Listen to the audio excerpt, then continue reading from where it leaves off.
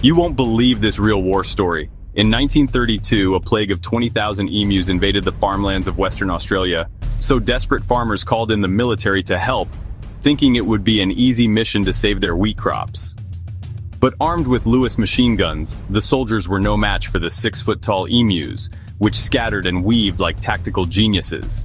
The military's attempts were a total fiasco, with the birds outsmarting the humans at every turn. After weeks of chaos, thousands of rounds of ammo, and barely any results, the military officially withdrew, leading the media to declare a decisive win for the emus. It's a humbling lesson that sometimes nature simply cannot be tamed.